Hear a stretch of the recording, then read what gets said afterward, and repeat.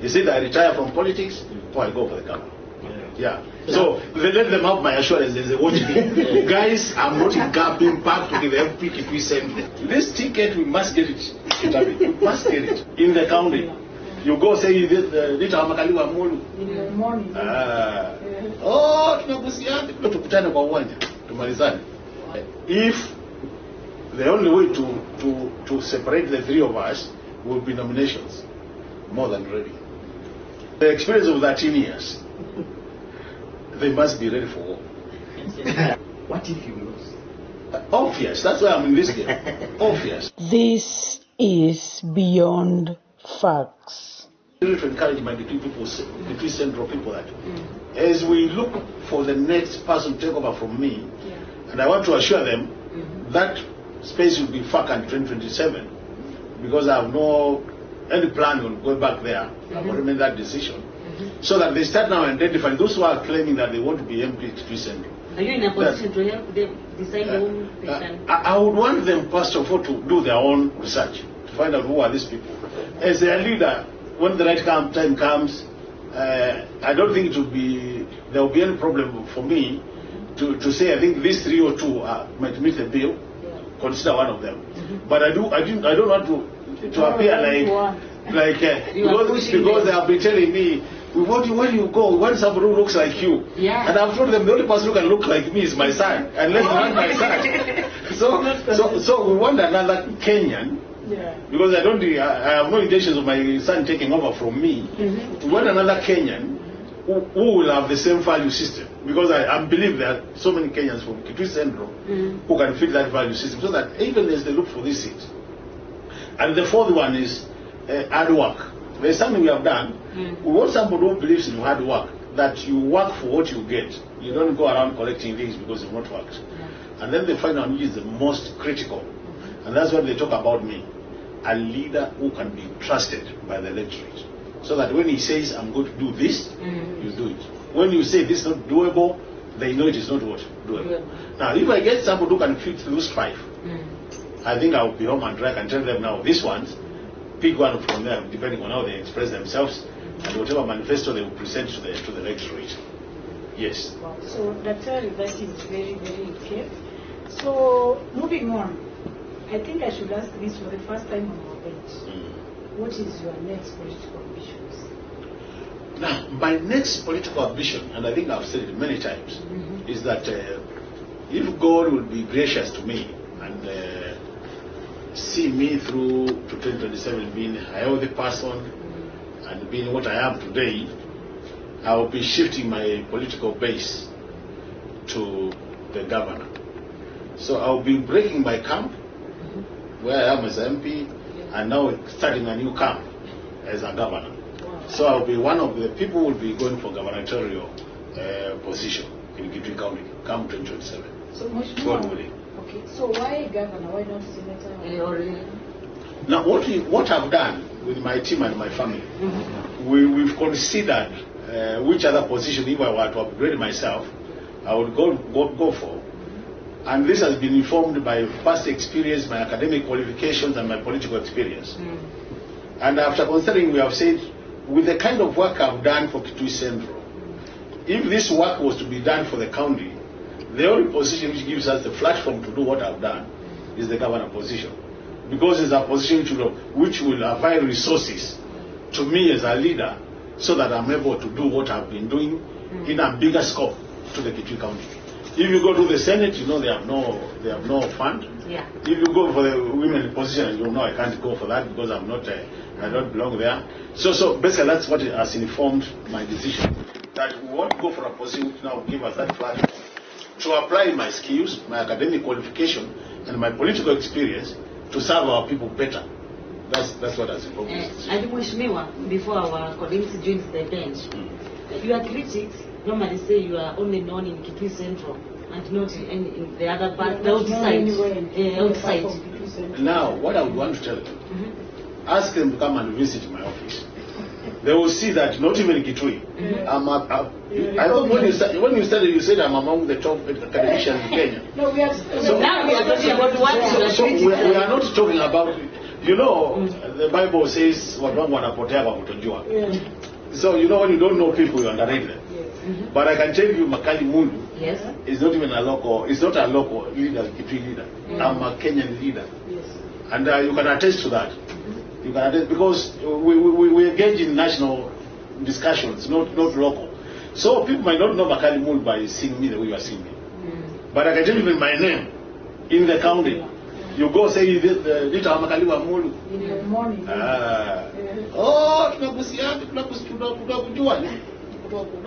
But I like them when they say that I'm known in Kitui Central. I like that strategy, you know. I'm a strategist. I like it when they see me. But with the time they will realize that I'm known beyond Kitui Central. And for me, I'm happy when they say I'm known. Anyway, the thing is, I'm known better in Kitui Central because that's where I work. And that's a statement of fact. But people know me because of my good work. All these ratings you see there, all over Kenya, because of you guys, you write papers, radios are there. So people know Makali Mulu. And anybody who wants to underrate my candidature, one thing I want to say is, I respect anybody who says they want to contest for governorship or gubernatorial position. Because even to mount that courage to say that you want to contest for it, it's not easy. So for me, I have utmost respect for anybody who has said they want to be my competitor.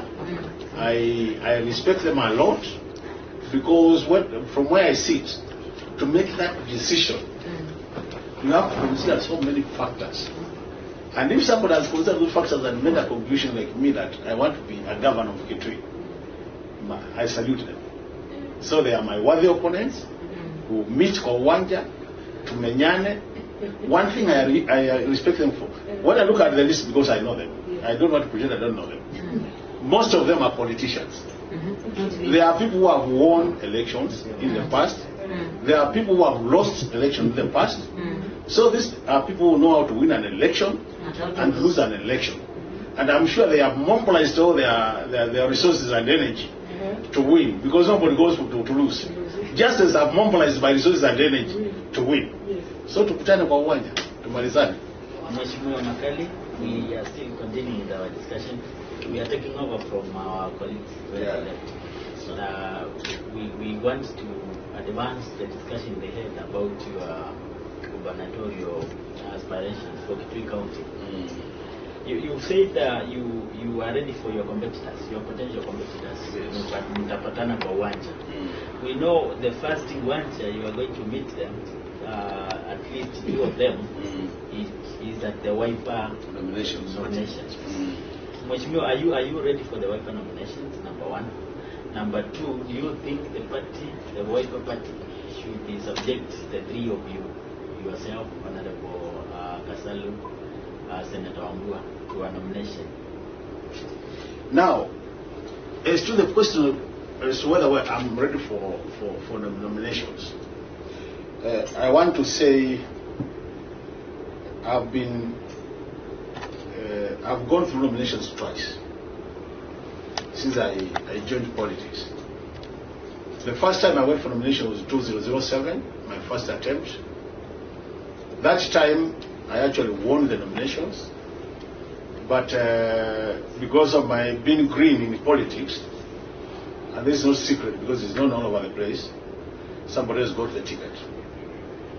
So I have an experience of a ticket being taken away from me. 2013, I went through nominations. We were with Doto and a few other people, where I won, and I was given the ticket. So as to whether I'm ready for nomination or not, to me, nomination is part of the politics. So if there will be need to go for nominations, Makali Mulu is very ready for nominations. I've been a WEPA member since 2008. Since then, I've never left this party. And if the only way to separate the three of us will be nominations, more than ready. As to whether the party should subject us to nomination is a very good question. The question is party nominations the only way to identify a good candidate? I do believe there are other ways. And that's why we have gone to school. There are ways of doing opinion polling in a scientific way that you can determine who is popular. And that's been done all over the world. It's not Kenya alone. Actually, if you have been following the US politics, they almost predicted to the dot. They say you get 20%, 12.2% and you get it. So it means if there is willingness, there might be no need to subject people to an open nomination where people go and vote.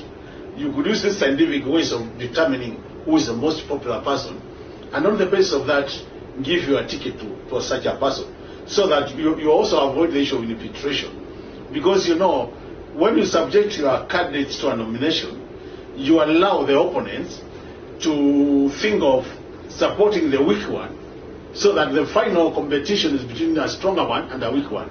And since every party would want to win that position, I think a smart party would want to avoid a situation where you expose your candidate to a level where you could get the process manipulated, and then you end up with a weak candidate, which leads to you losing as a party.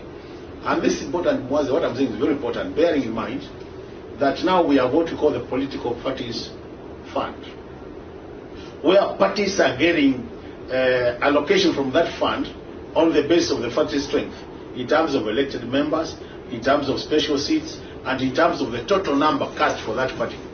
So any smart party would want to see winning of seats as a major priority, so that you win as many votes, as many seats as possible, and as a result of that, then you're able to draw much more from that fund than the other parties. And that's why, to me, I personally have no fears when people talk about nominations, because I know of my party, the Wiper Party, where I'm a senior member, I know very well that Wiper would be very interested to win the Kitui County gubernatorial seat.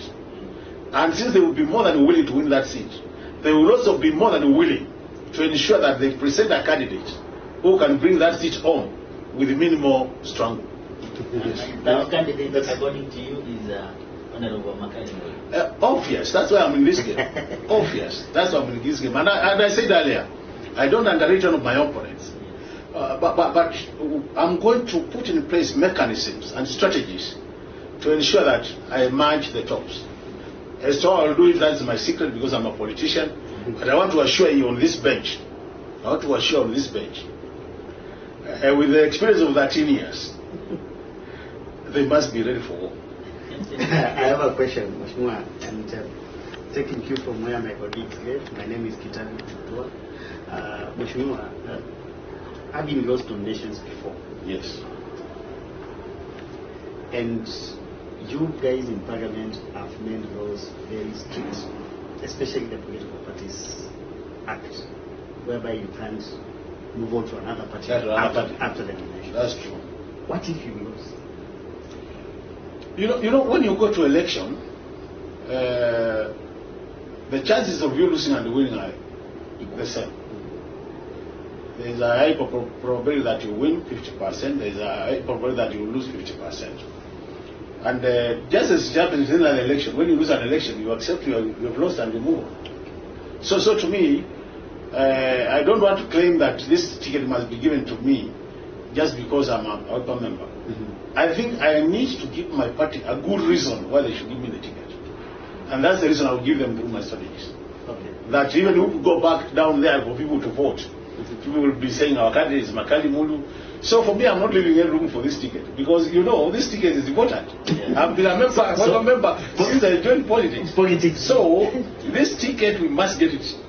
We must get it. We must not shortcut. We must work for this ticket to get it. So politics being what it is, yes, and having all these experience, do you get uncomfortable, said, when people associate you with being an underdog who is being ruled by other parties and questioning your, I would call it loyalty, but questioning your firmness in Wiper, firmness in contesting for the ticket without looking for other options? Now, let me tell you, when I contested for the first time, is for MP position, immediately the Wiper ticket was taken away from me.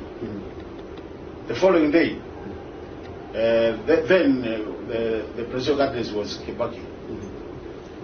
I had more than 4 other tickets. People who were ready to give me a ticket to honest, because they knew I was very popular. So when you are a popular candidate, you'll be approached by many parties because they want you to win on their party. Yeah. But you must consider the dynamics of every region. So, as a smart politician, I wouldn't want a situation where you put yourself in a situation where you work so hard to achieve what you want to achieve. When you can just apply minimum energy and you achieve it. As an economist, we have two theories. There is the theory of optimization, there is the theory of minimization. So, in a situation where you can minimize costs and achieve the highest goal, why do you want to go for something which will cost you twice and achieve the same goal? This is now, that's why we are academicians. The economists. And academicians are able to critically analyze, critically think, critically strategize. So all these critical things, we'll do them on this table. And I'm telling you this. Now, one more question before you take the thing. You've mentioned that it's normal to be approached. Yes.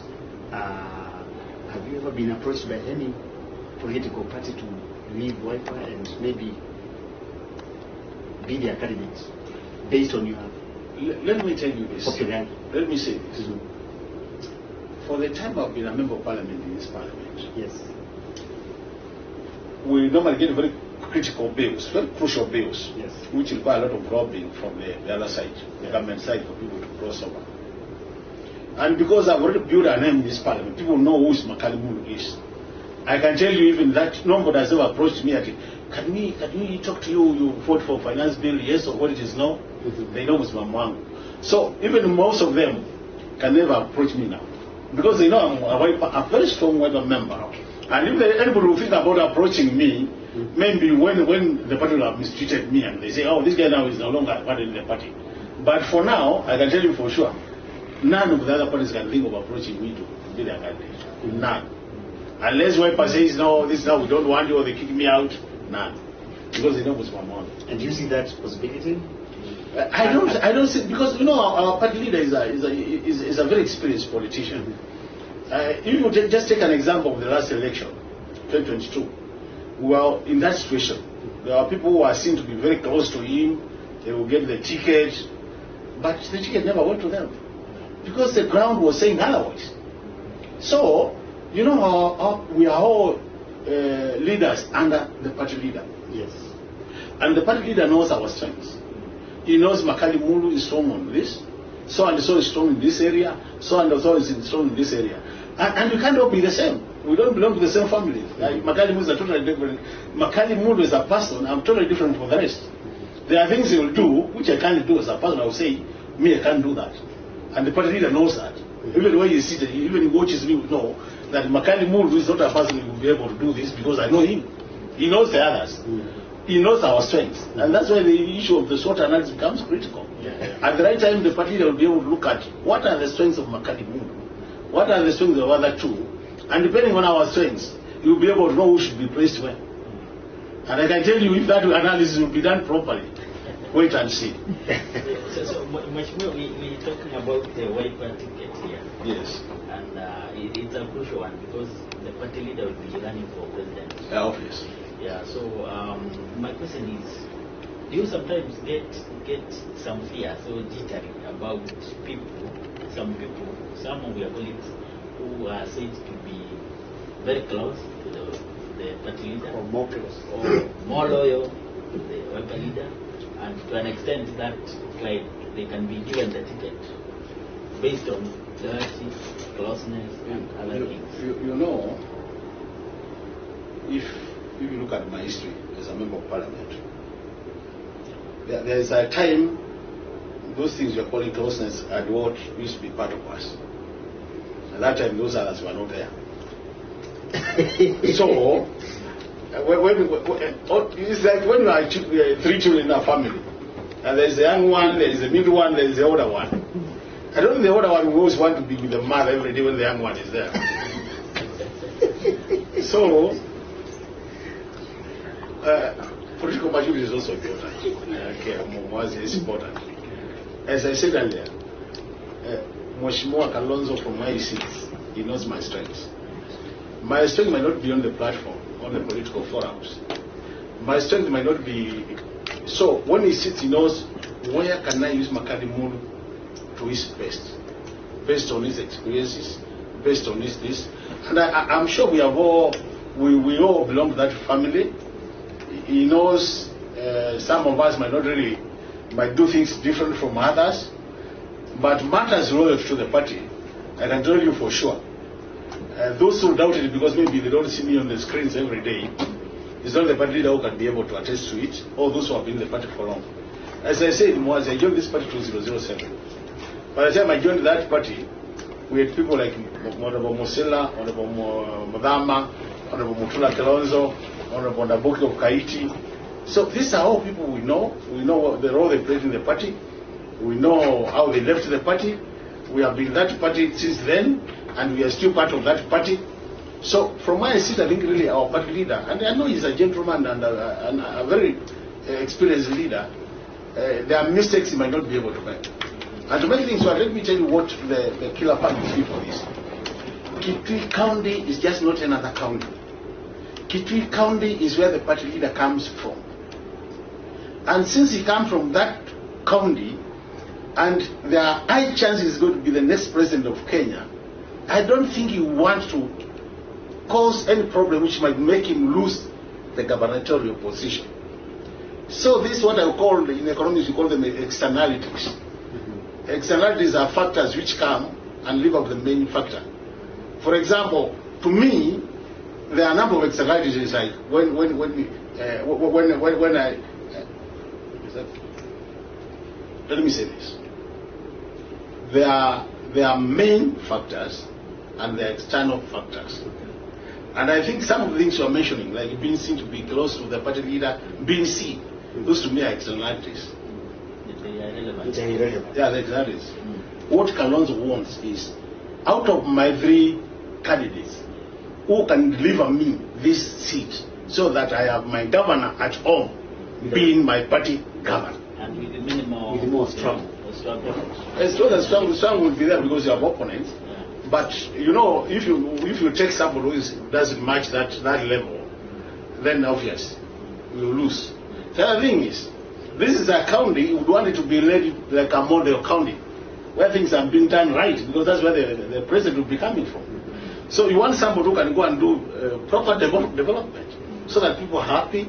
You transform that county. You see the other day the embarrassment which the president seems to be pushing to him, that he has been a president all this many years, he has been in leadership all this many years, and he has never developed the road to home, which to me I have my own issues with that. But you know, you want somebody who can bring that county to a level where even him, when he's seated in State House, is proud that I have the right hands to manage the county, I have the right experience, and that's why I said it will not just be those externalities. It will be the main things like, do you know what it takes to push forward a county? What are your experiences? What is your history? Have you managed these resources? Because you know, being a governor is not a cup of tea. It's not a cup of tea. It's not a serious business. Yeah, so Mheshimiwa, suppose you get the wiper ticket. If you get the wiper ticket, one of your worthy competitors would be Honorable Charity Gill.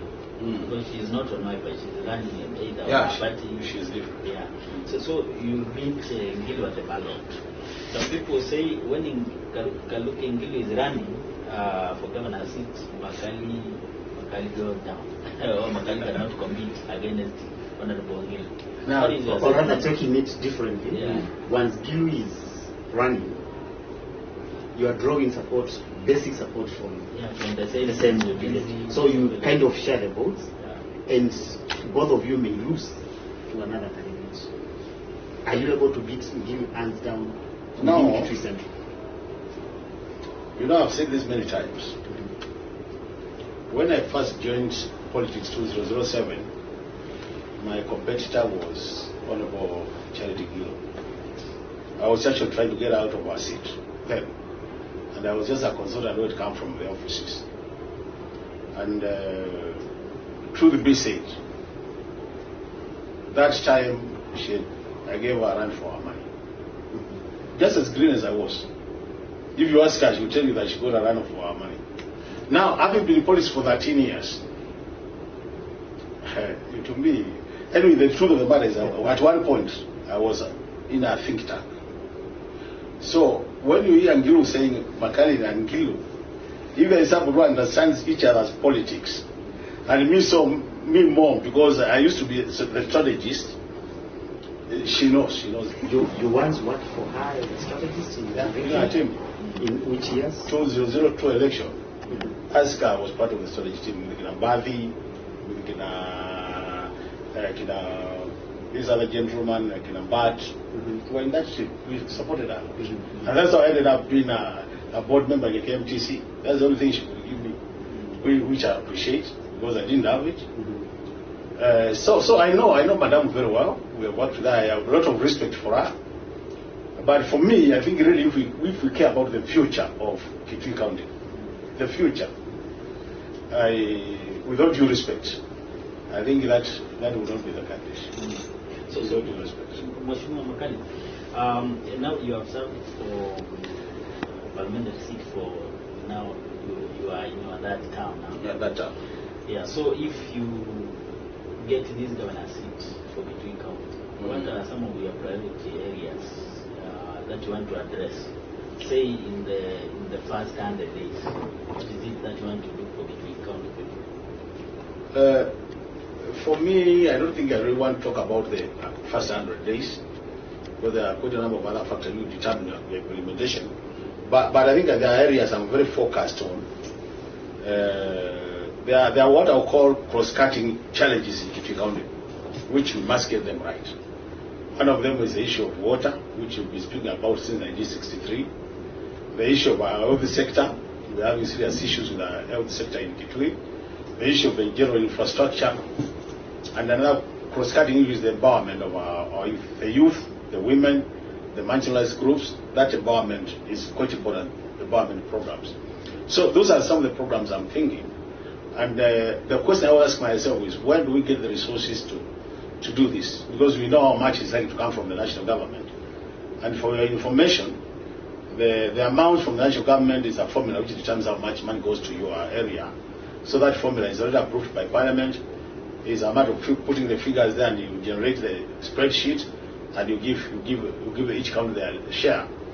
So the question is, outside that allocation, what other areas can we get money to do what? Because we know the needs.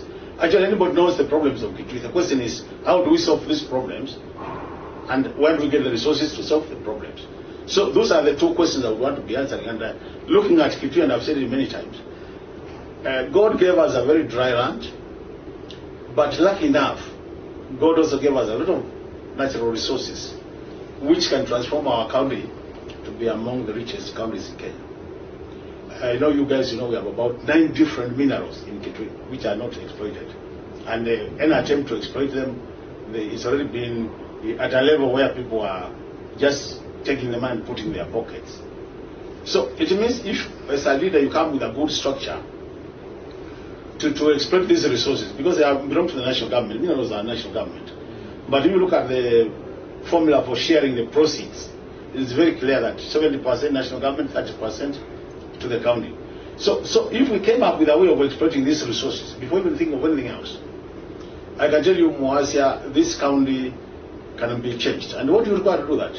You require very good networking skills so that you work with the national government closely. You require very good lobbying skills so that you lobby the community to agree with you. For example, the issue of coal, the challenges we have.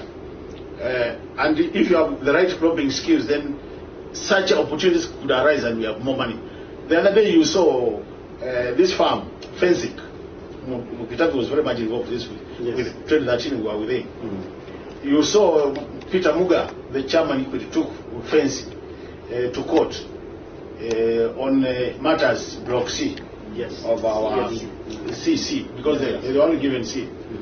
And if you look at that article, they were saying the amount which is contagious is that coal in the block C alone, which is worth 4 trillion. You saw that? Yes.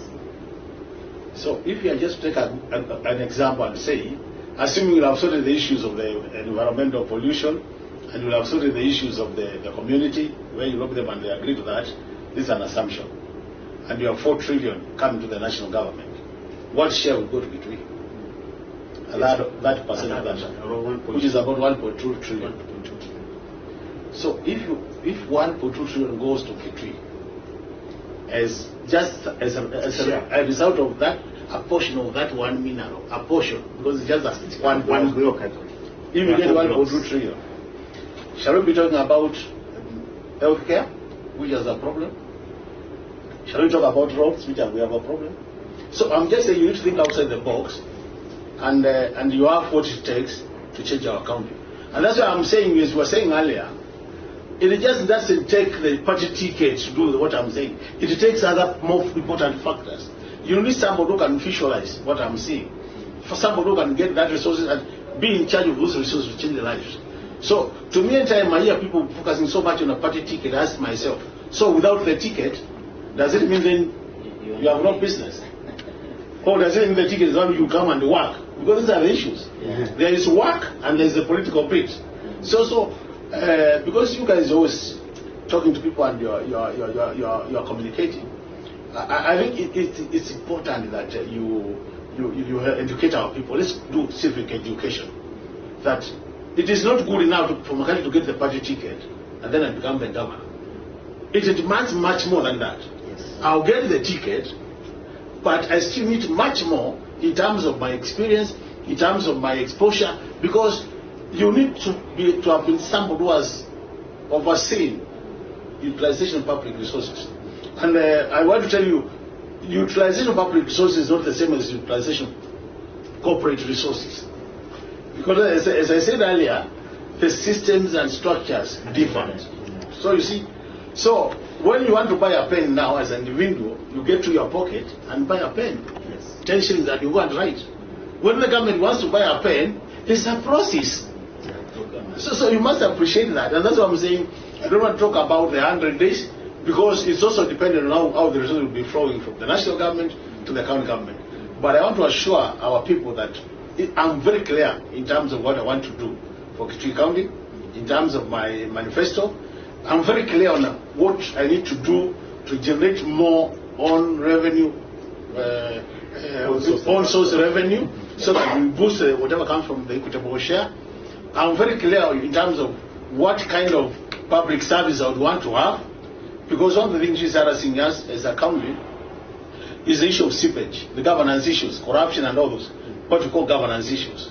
And we need to get a governor who can also make sure that those issues of seepage of public resources is minimized, and you lead by example. You don't lead by saying, you lead by example. Because if I sit on that seat and I say, under my leadership, this and this will not happen, and I leave that word myself, then anybody under me will not, it's not like to live differently. Because they will have seen it's leading by example, really, walking the talk. Because we are seeing a lot of people talking, but they don't walk that talk. So I've committed myself that whatever I say is what I want to do, that I will be walking the talk. So that when I say, let's not do this, I don't preach water and then I take wine. Or I don't preach wine and I take water. That if I preach wine, I take wine. If I preach water, I take water. In that case, we move our account. But I want to start with my experience. And when you look at my history, I've never been outside the development arena in my life. I've always operated within the development arena. And when you look at my qualification as an economist, there is no development model in this country, in the world, theoretically, which I don't understand.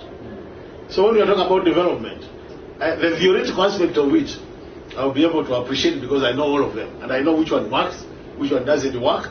I know the shortcomings of which, and I know which mix would give you better results.